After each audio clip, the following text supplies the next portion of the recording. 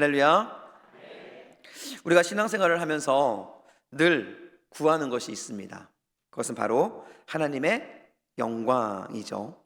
우리가 주님의 영광을 보리라 라는 주제를 가지고 지금 담임 목사님께서 계속 말씀을 나누시고 계시는데요, 바로 우리가 신앙생활을 하면서 가장 추구해야 될 것, 그리고 우리가 기도하면서 가장 많이 반복적으로 이야기하는 주제 중에 하나가 무엇이냐면 바로 주님께, 하나님께 영광을 구하는 것입니다. 그리고 우리는 우리의 삶 속에 이러한 주님의 영광이 가득 피어나는 것을 꿈꾸고 기대하며 살아가고 있는 것이죠. 그런데 여기서 중요하게 생각해 봐야 될 것이 있습니다. 그것은 바로 우리가 기대하는 그 영광, 과연 그 영광이 어떠한 모습이냐라는 것이죠. 여러분들이 생각하는 영광은 무엇입니까? 하나님께 구하는 영광, 여러분들이 취하기를 원하는 영광, 그 영광이 무엇이냐라는 것이죠. 이것에 대한 대답은 여러 가지가 있을 수 있습니다. 하지만 대체적으로 살펴보면 내가 높아지고 내가 풍성해지는 것, 또는 세상이 부러워할 만한 성과를 거두거나 어떠한 전쟁과 싸움에서 승리를 거두는 것, 이런 것들이 우리가 일반적으로 생각하는, 그리고 우리가 일반적으로 구하는 영광의 모습이라는 것이죠. 그런데 오늘 본문의 배경이 되는 예루살렘도 다르지 않았습니다. 예루살렘도, 그리고 예수님을 따르는 제자들도 그들은 생각하는 영광, 하나님께서 말씀하시는 그 영광에 대해서 바로 승리하는 것이라고 마음에 새기고 있었다라는 것이죠. 여러분, 유대인들이 생각하고 있는 구원, 유대인들이 생각하고 있는 하나님의 임재, 그리스도, 이것이 무슨 의미인지 여러분 다 잘 알고 계십니다. 유대인들이 생각했던 그 영광은 바로 이스라엘의 회복이었고, 그리고 그러한 회복은 그들이 원하고 그들이 추구했던 승리의 모습을 반영하는 것이었다라는 것이죠. 그만큼 지금이나 그때나 우리는 영광을 구하지만, 하나님의 영광이라는 이름으로 영광을 구하지만 여전히 내가 중심이 되어서 내가 원하는 것들을 추구하는 삶을 살아가고 있다라는 것이죠. 오늘 본문이 이야기하고 있는 이 시대적 배경에서도 동일했습니다. 이러한 배경 속에서 6월절을 맞이해서 수많은 사람들이 예루살렘으로 모여들게 됩니다. 그리고 그 뜨거운 열기 속에서 아주 특별한 손님이 찾아오는데요, 그 손님들이 바로 헬라인 몇 사람이었습니다. 많은 헬라인이 아니라 헬라인 몇 사람, 이들이 아주 특별하게 초청되어져 그들이 특별하게 방문하는 일들이 일어나게 되는 것이죠. 우리 20절로 21절 말씀인데요, 함께 읽겠습니다. 명절에 예배하러 올라온 사람 중에 헬라인 몇이 있는데 그들이 갈릴리 벳세다 사람 빌립에게 가서 청하여 이르되 선생이여 우리가 예수를 뵙고자 하나이다 하니라고 말합니다.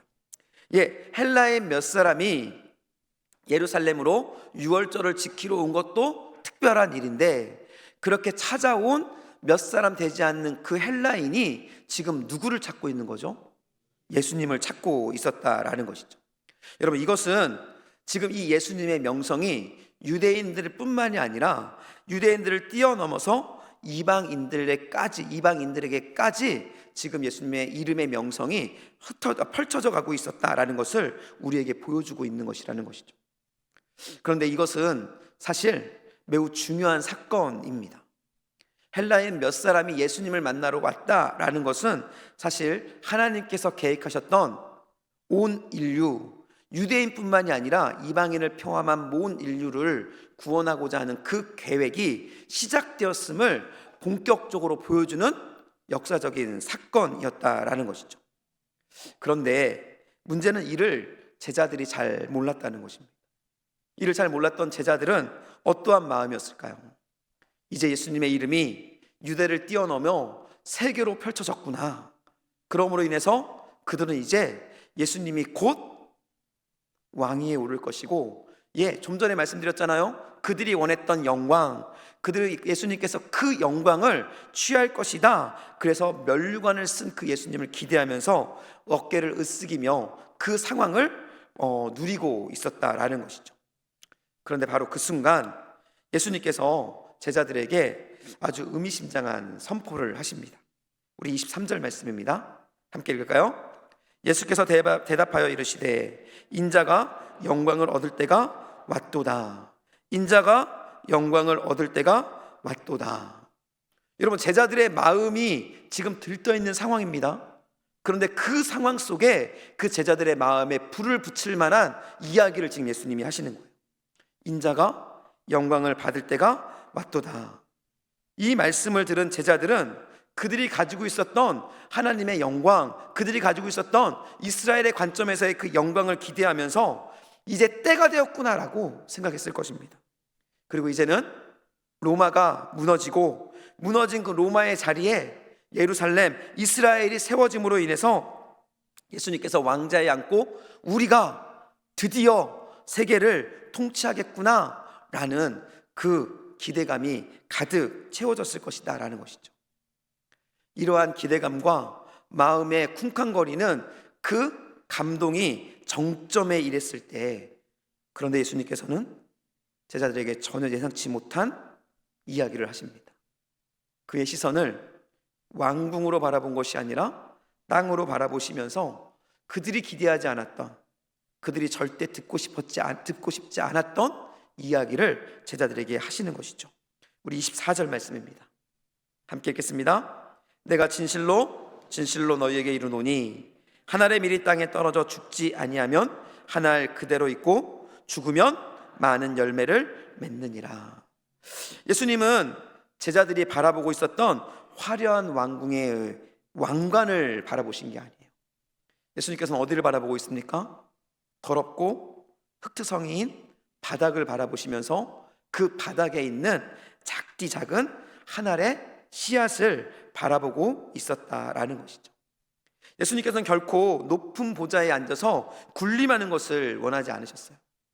예수님께서는 땅에 떨어져 있는 죽어가고 썩어가는 그 모습, 형체가 보존되어서 아름답게 보여지는 것이 아니라 껍질이 깨어지고 자신의 존재가 해체되어서 죽음을 맞이하는 그러한 모습들을 생각하면서 본인의 영광이 이르게 되었다라고 말씀하고 있었다라는 것이죠.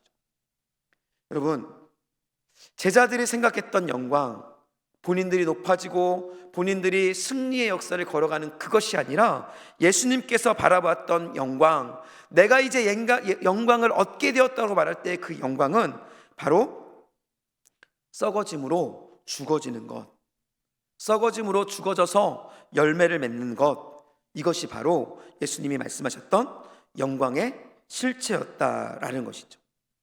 여러분, 한번 생각해 보십시오. 씨앗이 창고에 잘 보존되어 있다면 어떤 일이 일어날까요?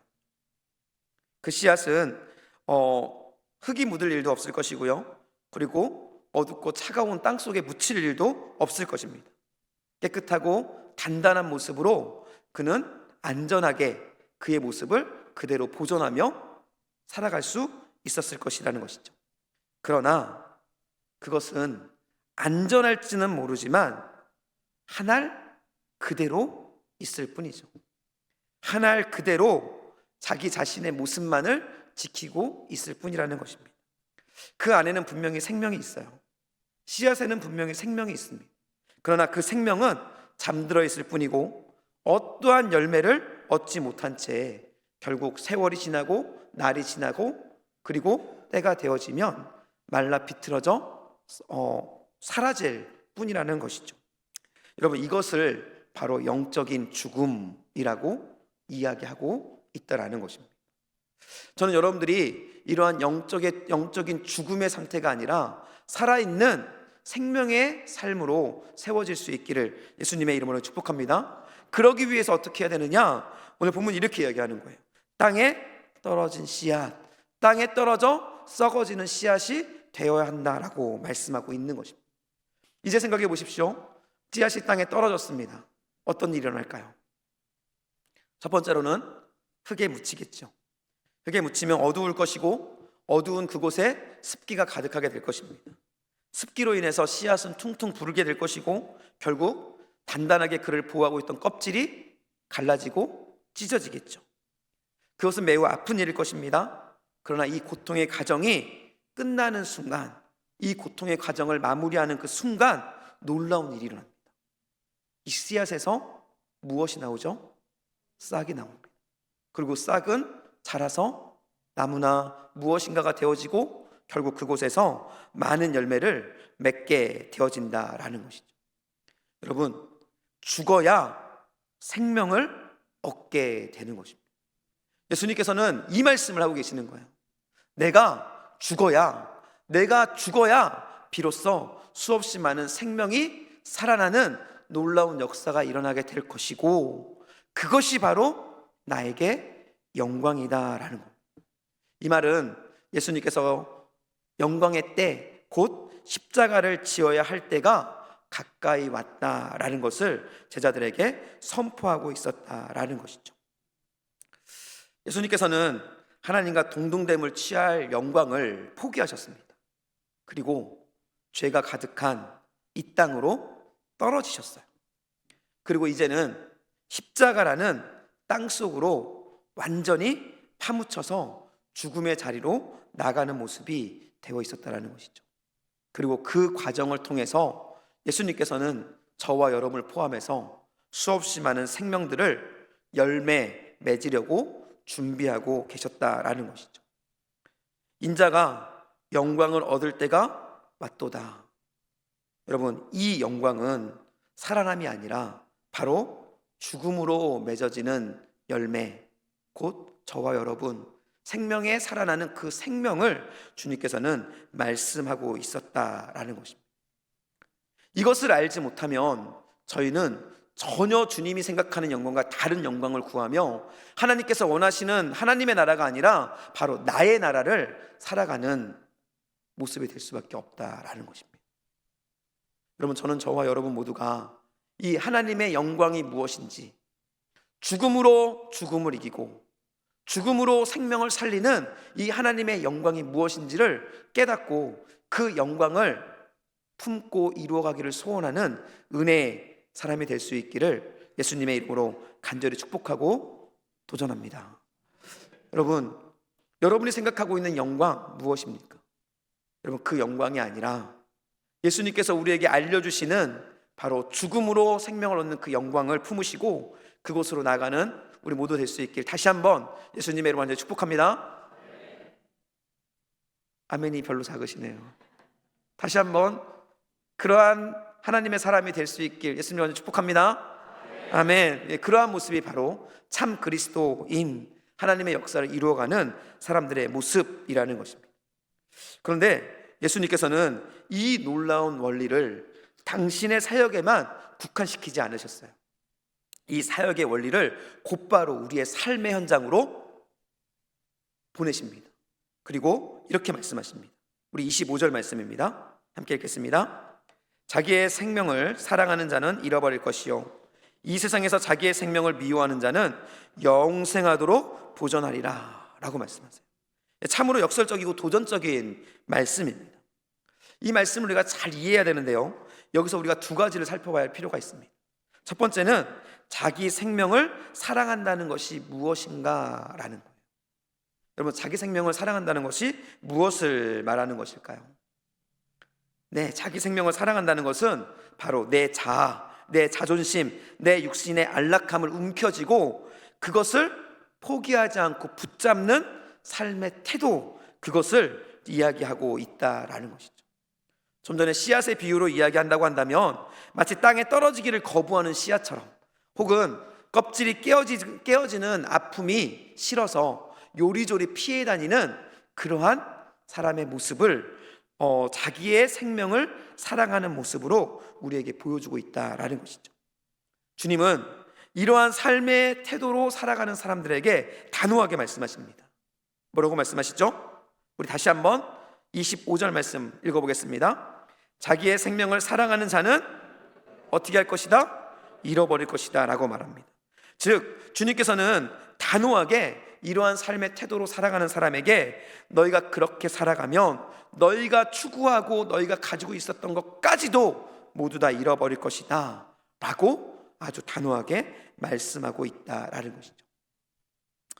그러나 반면에 두 번째, 이 세상에서 자기의 생명을 미워하는 자는 이라고 말하면서 우리에게 그러한 삶을 살아갈 것을 요청하고 있다라는 것이죠.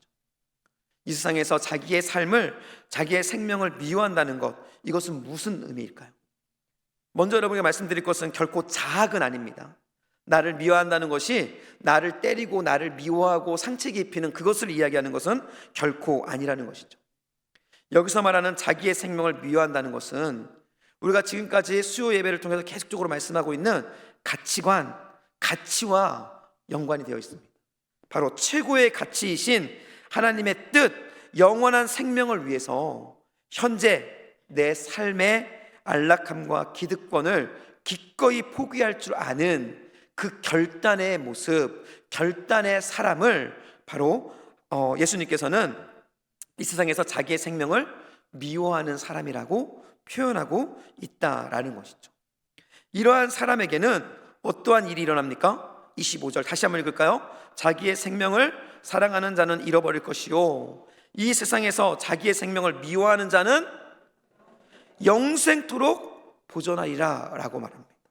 영생토록 보존한다, 이것은 단순하게 우리가 영혼을 살아간다는 것이 아니라 바로 우리 안에 새로운 생명의 역사, 씨앗이 죽어짐으로 일어나는 바로 생명의 역사가 우리의 삶을 통해 나타난다라는 것을 우리에게 말씀해주고 있다라는 것이죠. 여러분, 이제 우리의 삶을 좀 돌아보았으면 좋겠습니다. 우리는 예수님을 믿고 복받기를 원합니다. 예수님을 믿고 영광을 누리기를 원하죠. 그러시죠? 네, 그러셔야 합니다. 예수님을 믿으면 복도 받고 영광도 누려야 합니다. 그런데 중요한 것은 주님과 함께 복과 영광을 누리기는 원하지만 주님께서 우리에게 죽음의 자리로 우리를 초청할 때 우리는 그 죽음을 거부한다라는 거예요. 문제는 그것입니다. 복도 받아야 되고 영광도 누려야 합니다. 그러나 그와 함께 우리는 주님이 초청하시는 그 죽음의 자리로도 나가야 하는 책임이 있다라는 것이죠.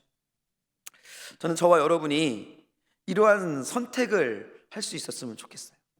그런데 이러한 선택을 하지 않음으로 얼마나 많은 문제들이 일어나고 있는지 모릅니다. 여러분, 내 자존심이 죽지 않아서 부부싸움이 일어나죠. 부부싸움이 일어났을 때 화해가 쉽지 않아요. 왜 화해가 쉽지 않을까요? 그놈의 자존심이 무엇인지, 자존심 때문에 우리는 그 다툼을 끝내지 못합니다. 내 고집이 죽지 않아서 교회 안에서 많은 다툼이 일어나게 되는 것이죠.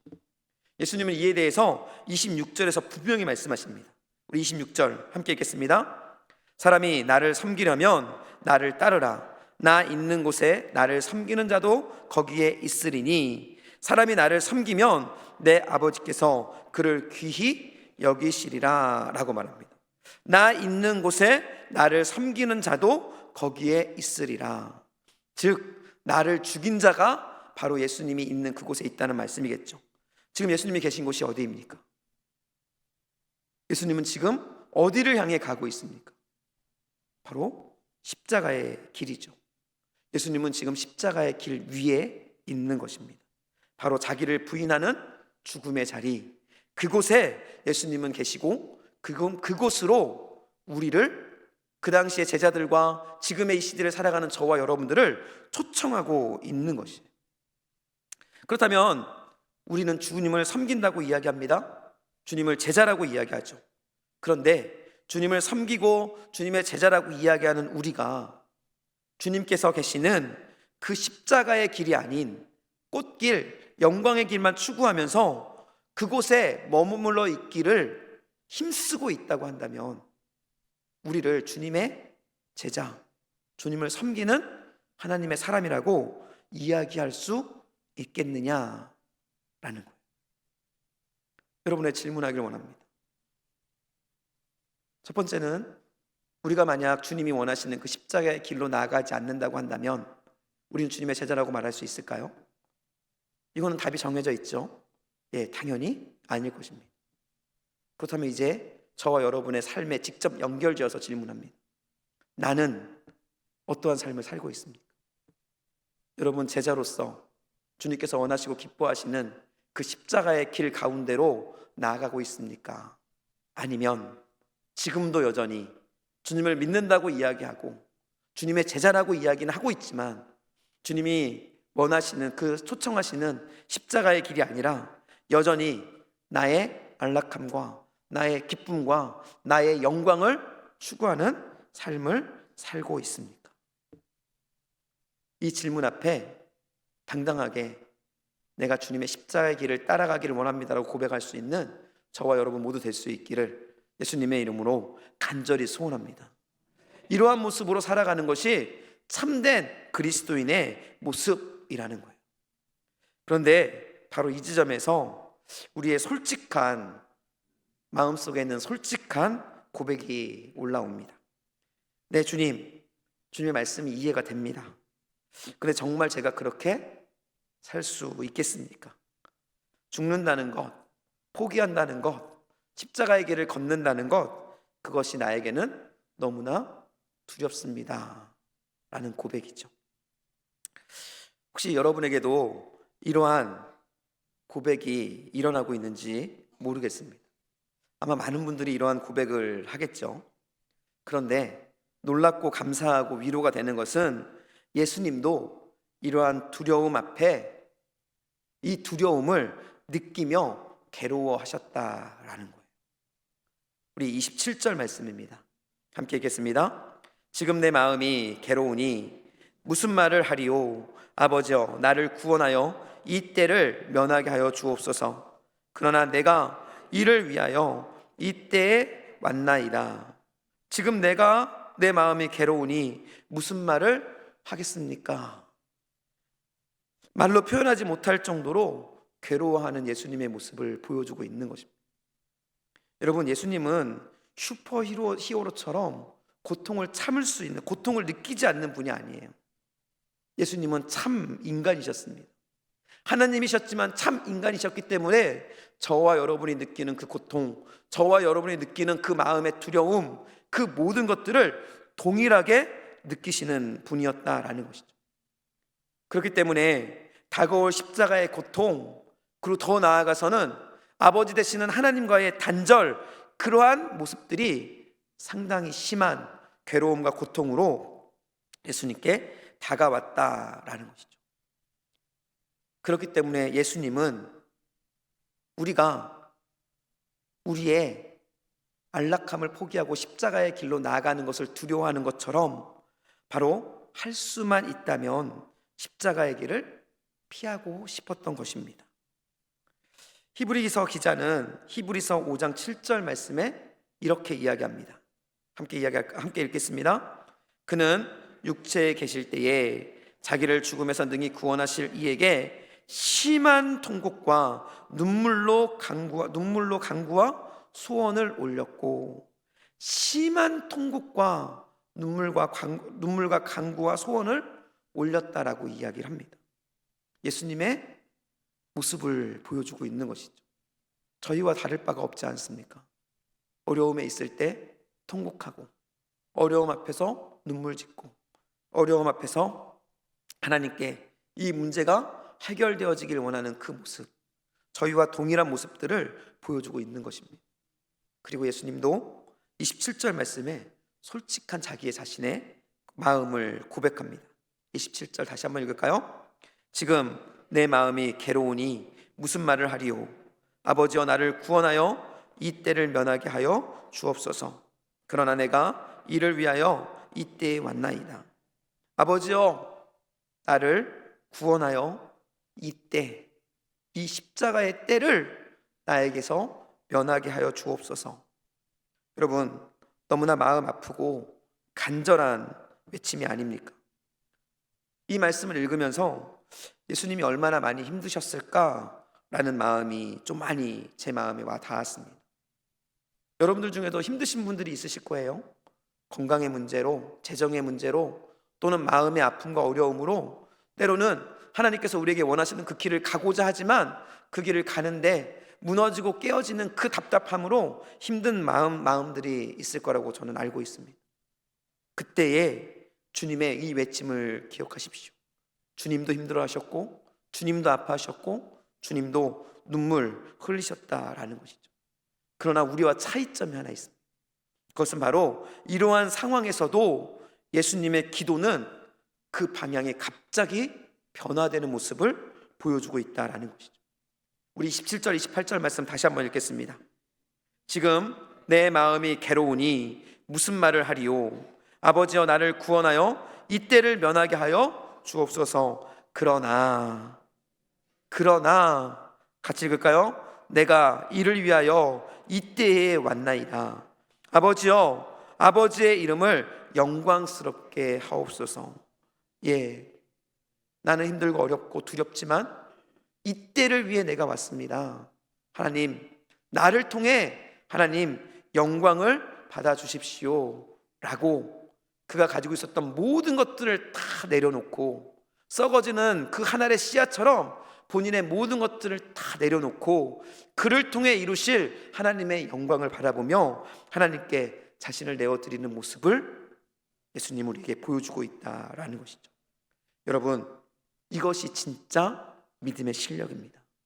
이것이 진짜 우리가 누릴 수 있는 최고의 영광인 것입니다. 고난이 없는 것이 영광이 결코 아닙니다. 여러분, 평안하게 살아가는 것, 우리의 삶 속에 아무런 풍파가 없는 것, 이것이 바로 믿음의 모습이나 영광이 아닙니다. 내 마음이 좀 괴로울 수 있어요. 그 내 마음이 상할 수 있습니다. 정말로 피하고 싶은 순간들이 있을 수 있습니다.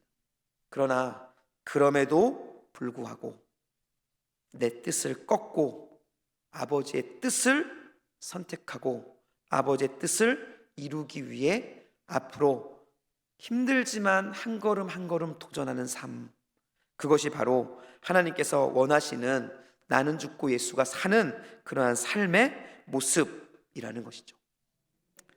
예수님은 결국 죽음으로 죽음을 이기셨습니다. 그리고 스스로 낮아짐으로 인해서 가장 높은 영광을 누리는 그 은혜의 가운데로 들어가셨다라는 것이죠. 이제 우리가 가야 할 길은 분명해 보입니다. 여러분, 우리가 가야 할 길이 무엇입니까? 우리가 가야 할 길은 바로 예수님께서 가신 그 길. 무슨 길이요? 십자가의 길. 그리고 예수님께서 말하시는 그 영광의 길, 내가 죽어짐으로 열매를 맺는 그 길을 우리는 가야 할 것입니다. 예수님은 오늘 우리를 그 자리로 초청하고 계시는 거예요. 여러분은 이 초청에 어떻게 반응하시겠습니까? 여러분, 주님께서 십자가의 자리로 나오라고 하시는 그 초청, 살아 한 알 그대로 있는 것이 아니라 이제는 땅에 떨어져 썩어지고, 그래서 고통스럽지만 그 과정을 통해 많은 열매를 맺는 그 자리로 나오라고 하시는 그 초청의 자리 가운데 여러분은 이제 어떻게 반응하시겠느냐라는 것이죠. 단단한 껍질 속에 숨어서 나는 상처받기 싫고 손해보기 싫기 때문에 그곳에서 홀로 남아있다고 한다면 분명히 안전할 수는 있습니다. 그러나 분명한 것은 그러한 상황으로 살아가는 사람에게는 결코 어떠한 생명도 어떠한 변화도 어떠한 감격도 없다라는 것이죠. 이제 우리가 죽어야 할 때가 되었습니다. 이제는 우리가 죽음으로 생명을 살리는 그 영광을 누릴 때가 되었다라는 것이죠. 먼저 여러분, 가정에서 죽으시길 축복합니다. 남편 앞에서, 아내 앞에서, 자녀 앞에서 자존심이라는 그 껍질을 깨트리시면 됩니다. 그러면 어떤 일이 일어나는지 아십니까? 그 가정이 하나님의 영광이 충만한 아름다운 가정으로 세워질 것입니다. 여러분, 교회 안에서 나의 주장, 나의 기득권이라는 껍질을 깨트리고 이제 땅에 떨어져 죽으십시오. 그러면 어떤 일이 일어날까요? 그러면 교회가 영광스러운 하나님의 나라로 빛나게 되어질 것입니다. 물론 그 과정이 예수님이 십자가의 길을 걸었던 것처럼 괴로울 수 있습니다. 그리고 눈물 날 수도 있겠죠. 그러나 우리가 이 죽음의 길을 선택하는 순간 하나님께서는 우리 안에 예수의 생명을 부어주시고 우리는 그 누구도 경험하지 못했던 생명을 살리는 그 놀라운 역사의 주인공이 될 수 있게 되어진다라는 것이에요. 하나님의 영광은 아무나 볼 수 있는 게 아닙니다.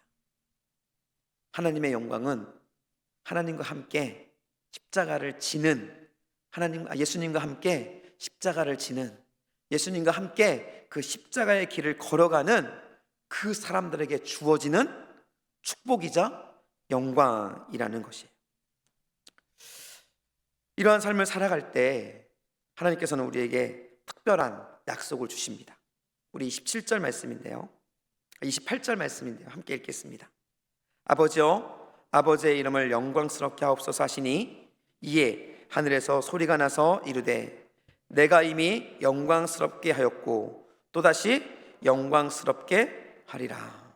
그러한 길을 걸어가는 자들에게 주시는 하나님이 주시는 약속의 말씀, 내가 이미 영광스럽게 하였고 또 다시 영광스럽게 하리라. 하나님을 영광스럽게 하는 그 영광, 그것들이 바로 우리의 삶 속에 경험되게 하시는 약속을 우리에게 주셨다라는 것이죠. 여러분, 저는 여러분이 죽음으로 죽음을 이기시길 예수님의 이름으로 축복합니다. 영원한 영광의 주인공인 주님과 함께 동행하는, 한마디로 말해서 같이 십자가를 지고 나아가는 여러분들이 될 수 있기를 예수님의 이름으로 축복합니다. 여러분, 이반 결단하십시오. 화려한 세상의 영광이 아니라 죽음이지만, 아픔이지만, 고통이지만 주님께서 걸어가셨던 그 거룩함, 그 영광을 우리가 기꺼이 붙잡고 나가기를 원합니다. 내가 썩어지는 한 알의 밀알이 되어서 하나님 많은 열매를 맺는, 그래서 그 열매들이 나의 영광이 되어지는 그 일들의 주인공이 되어지기를 원합니다. 여러분, 이러한 결단이 여러분의 가득히 채워질 수 있기를 예수님의 이름으로 축복합니다. 여러분, 이러한 삶을 살아갈 때 우리는 하나님의 영광을 보는 주인공이 될 수 있고요, 하나님의 나라를 살아가는 주인공이 될 수 있고요, 결국 하나님의 사람으로 이 땅을 변화시키는 하나님의 사람으로 세워져 갈 수 있을 것입니다. 저는 저와 여러분이 모두가 이러한 삶의 주인공들 될 수 있기를 예수님의 이름으로 간절히 축복합니다.